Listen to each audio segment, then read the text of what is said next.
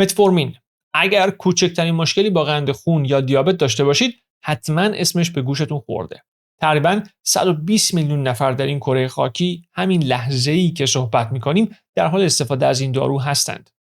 تقریباً نزدیک به 30% جمعیت آمریکا. در ایران هم متفورمین پرفروش‌ترین داروی کل کشور در سال 402 بوده. این مصرف بالا همش به خاطر دیابت است. دیابتی که در ایران به نرخ حدود 15% رسیده. تازه 15% دیگه هم پیش دیابت هستن که خب فرق چندانی با هم دیگه نمی‌کنن دیگه، فقط یه خورده وضعشون بهتره. سرجم از هر 3 نفری که تو خیابون ببینید احتمالاً یکیشون متفورمین مصرف میکنه.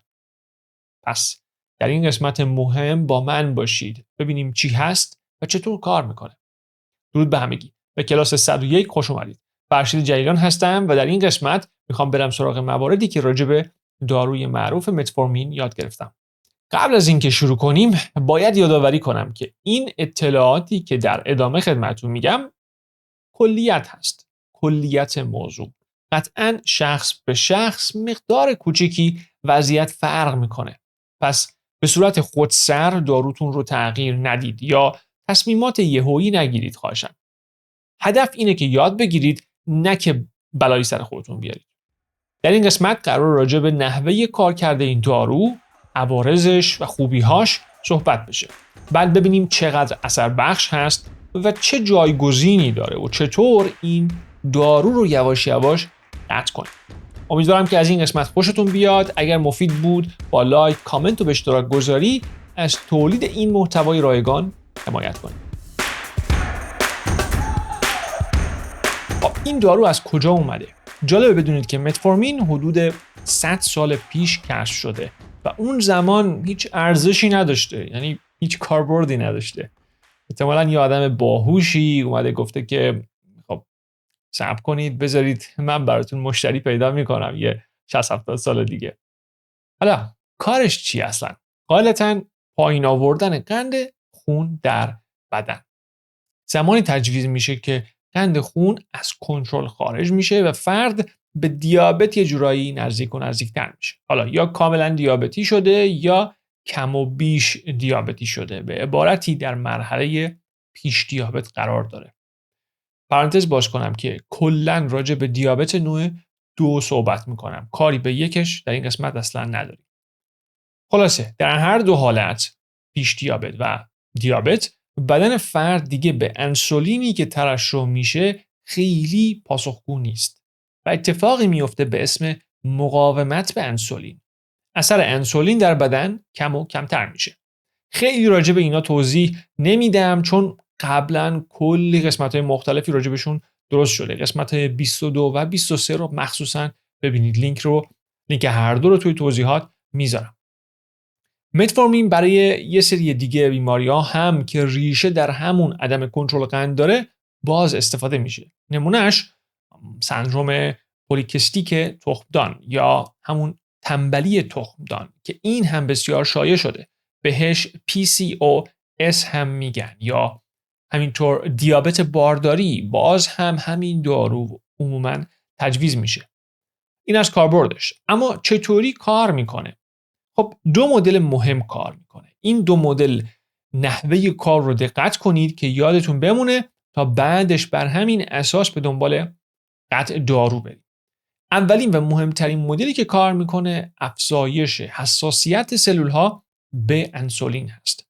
یه جورایی کمک میکنه که سلول ها قند رو به هر قیمتی که شده، به زور هم شده، دریافت کرده و مصرف کنن تا قند خون یه مقدار پایین بیاد. قندی که شما مصرف کردید، همون غذایی که مثلا قبلش خوردید. سلول ها مثلا سلول های عضلات رو یه جورایی مجبور میکنه، تحریک میکنه به دریافت قند بیشتر. این مدل کارش دقیقاً مقاومت به انسولین رو هدف قرار میده. چیزی که گفتم 100 سال پیش اصلا وجود نداشته. مدل دومی که کار میکنه ربطی به چیزی که میخورید نداره. برمیگرده به فرایند نرمالی در بدن که یه جورایی دچار اختلال شده. فرایند EGP که خود کبد میاد از ذخایر مختلفش قند تولید کرده و وارد عروق میکنه.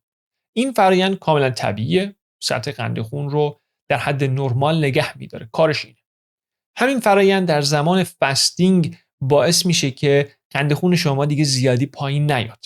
حالا نرمال این فرایند اینه که 1-2 بار نهایت در روز و کوتاه اتفاق بیفته. عموما در صبح‌ها که بدن چربی ذخیره شده رو به صورت قند میریزه تو رگ‌ها که شما استفاده بکنید. بهش دان فنومنون یا اگه بشه گفت پدیده صبحگاهی میگن. چیزی که باعث میشه شما غذا نخورده همون اول صبح قندتون بالا باشه. از اون مواردیه که یه جورایی مو به تن من به شخص سیخ میکنه، یه جورایی کار طبیعت یا خدا هرچی هست خیلی قشنگه. چرا؟ خب در همون گرگ و میشه اول صبح انسان اولیه که یخچالی نداشته یه جورایی دست ببره غذا بخوره، با این فرایند قند خونش بالا میاد تا بتونه سرحال بشه، زنده بشه، بره دنبال شکار و غذا. زیر پوست چه اتفاقی میفته؟ بدن کورتیزول ترشح میکنه که باعث کار کرده برعکس کبد، یعنی تبدیل چربی به قند میشه. قند خون بالا میره تا فرد توان بیدار شدن، کار و زحمت داشته باشه. این فرایند کاملا نرمال هست و نشونه بارزیه که ما همون لحظه اول بیدار شدن نیاز به صبحونه نداریم. خودش داره کار میکنه. حالا کجا خراب میشه؟ ریشه این مدل کار کبد یعنی EGP در ترشح کورتیزول هست و افرادی که استرس زیادی دارند، بیش از حد کورتیزول دارند و دیگه کبد رو دور تون کار میکنه و قند زیادی به عروق میفرسته، به این مشکل دچار میشن. اینه که میگن هیچی نخورده طرف ولی قند خونش هم خیلی بالاست. البته که ضرر این بالا رفتن خیلی کمتر از اون قند خونی هست که با خوردن مثلا آب میوه بالا میره، ولی وقتی مدام این اتفاق بیفته بیش از حد بشه میشه همون داستان قند استرسی. خلاصه اینجا متفورمین میاد و جلوی کبد رو میگیره تا مقداری آروم بشه، دیگه قند اضافه‌ای تولید نکنه. مدل های دیگه هم هست که کار میکنه ولی فعلا با اونا کار نداریم. مثلا یکیش اینه که جذب قند رو از طریق روده ها مقداری مختل میکنه، اینه که شما قند کمتری کلا جذب بدنتون میشه. ولی خب اصلی تریناش این 2 مدله. متفورمین عموما در دوزهای 500 2 بار در روز یا 850 1 بار در روز و همراه غذا مصرف میشه. این شروع هست. ممکنه که برای شما یه مقدار کم بیاد، بعد دکترتون میاد دوز رو بیشتر میکنه و همینطوری ادامه میده. اگر تغییری در زندگیتون ندید، خب بعد از یه مدت باید دوز رو همینطوری بیشتر و بیشتر بکنید. البته نهایت دوز مجاز در روز حدود 2500 میلی گرم هست که بیشترش اصلا توصیه نمیشه. خوبیش چیه؟ اینه که برعکس خیلی از داروهای دیگه دیابت قند خون رو بیش از حد پایین نمیاره، مخصوصا اگر با غذا مصرف بشه. باعث افزایش وزن هم نمیشه. دیگه همین، خوبیش همین بود. بریم سراغ عوارض متفورمین. مثل عموم داروهای دیگه اولین اثر خودش رو روی سیستم گوارش میذاره. حالت تهوع، اسهال، ناراحتی‌های معده، نفخ روده فوق‌العاده شایع هست. یکی از مشکلات رایج و مهم اما عدم جذب ویتامین B12 است که دیگه توسط سیستم گوارش صورت نمیگیره. این ویتامین اهمیت زیادی در ساخت خون و در کل ساخت و ساز بدن داره و در نبودش ابتدا کم خونی، بعد از مدتی خستگی مزمن به وجود میاد. حالا دکترها عموما خودشون از همون اول مکمل B12 رو تجویز میکنن، ولی بدونید که بازم کمک چندانی نمیکنه، چون مشکل از عدم جذب هست و نه نبودش. مشکلاتی مثل تنفس سریع و گرفتگی عضلات هم رایجه و علتش تا حدودی برمیگرده به یه مورد خاص، اسیدی شدن بدن. مشکل خطرناکی به اسم اسیدوز لاکتیک. میدونیم که پی‌هاش کل بدن باید تقریبا خنثی باشه، ولی با مصرف این دارو مقداری اسیدی میشه. البته نه برای همه، اما اگر اتفاق بیفته تنفس سریع میشه تا بدن بتونه پی‌هاش خودش رو نرمال بکنه. بله، با تنفس میشه این کار رو به راحتی انجام داد، با تنفس کردن. خلاصه فشار زیادی روی قلب و کبد میاره. این زیادی اسیدی بودن بدن با سرطان هم ارتباط داره. ارتباطش یه جورایی مثل مرغ و تخم مرغ هست. دقیق معلوم نیست کی اول بوده، اما بیشتر به این سمت هست که سلولهای بدن در مقابل اسیدی شدن یه خورده مقاوم میشن و بعدش سرطانی میشن. بر اساس همین منطق هست که خیلی ها میگن خب گوشت نخورید، ولی باید بدونید که ماهی هم بدن رو اسیدی میکنه مثل گوشت. حتی ورزش زیاد هم بدن رو اسیدی میکنه، اما همگی به مقدار خیلی خیلی کمی. و زمانی که شما تنفس درستی داشته باشید، این اسیدی بودن اصلا دردسری ایجاد نمیکنه در مقایسه با حالا یه مصرف قرص و داروهایی به این شکل. در ضمن نوشابه هم اسیدی میکنه. شما خیلی اگر نگران اسیدی شدن بدن و سرطان هستید، خب نوشیدنی های گازدار رو حذف بکنید. برای مقابله با این اسیدی شدن بدن میتونید بیاید لیمو ترش مصرف بکنید یا سرکه سیب. هر دوی این دوتا با اینکه اسیدی هستند، اما اثری که روی بدن میذارن اینه که بدن رو یک مقدار قلیایی میکنند. یه جورایی اثر اون گوشت رو خنثی میکنن، اثر ورزش رو خنثی میکنن و امثالش. یه پرانتز باز کنم، اگر نفسهای عمیق متوالی هم بکشید، مخصوصا بازدم، کاملا ریه رو خالی بکنید، خیلی زود سرتون یه خورده گیج میره، یه خورده سبک میشه. اینجا یعنی بدنتون قلیایی شد. پس خیلی سریع میشه این مشکل رو تنظیم کرد، اگر که ریشش از دارو و اینجور چیزا نباشه. اما با تنفس صحیح، تنفس‌های عمیق روزانه، تمرینات تنفس، شما میتونید pH بدنتون رو یه جورایی تنظیم بکنید. این تنفس‌ها برای تنظیم فشار خون هم فوق‌العاده است که یه قسمت راجبش هست، لینکش رو میذارم، اون رو هم ببینید. جا داره یه چیزی این وسط اضافه کنم. من زمان زیادی رو برای تحقیق و درست کردن این قسمت‌ها میذارم. با لایک، کامنت و به اشتراک گذاری کمک بزرگی به من میکنید. پیشاپیش ممنونم. برگردیم به موضوع اصلی. حالا کی به این دارو نیاز داره؟ خب افرادی که دچار مقاومت به انسولین شدن، همونطوری که قبلتر گفتم. ولی نکته مهم، تست قند خون ناشتا برای تشخیص این مسئله ابداً کافی نیست.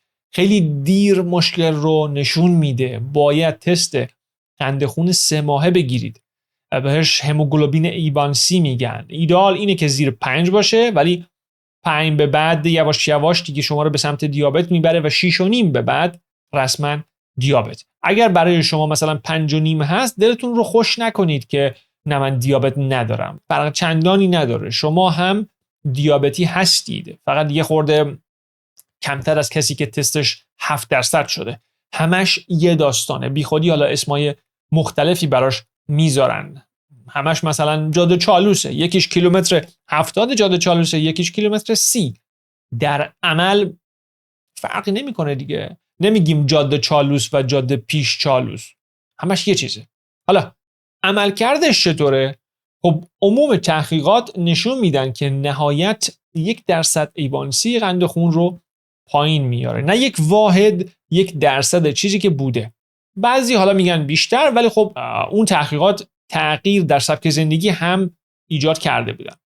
پس در آخر جواب میده، اما متاسفانه فقط سرعت حرکت شما به سمت شهر شهید پرور دیابت رو مقداری کمتر میکنه، نه بیشتر. یعنی اثر دیابت رو برعکس و خوب نمیکنه، فقط سرعت دیابتی شدن شما رو مقداری کمتر میکنه.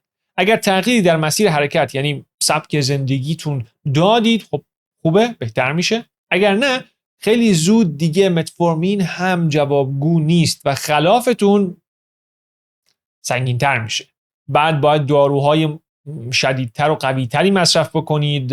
گیلی ها یه سری داروها هستن انگار که ترکیه درست کرده، مثل لهجه ترکی میمونه، گیلی نمچیچی. اونا رو باید هم مصرف بکنید که خیلی عوارض شدیدتری دارن.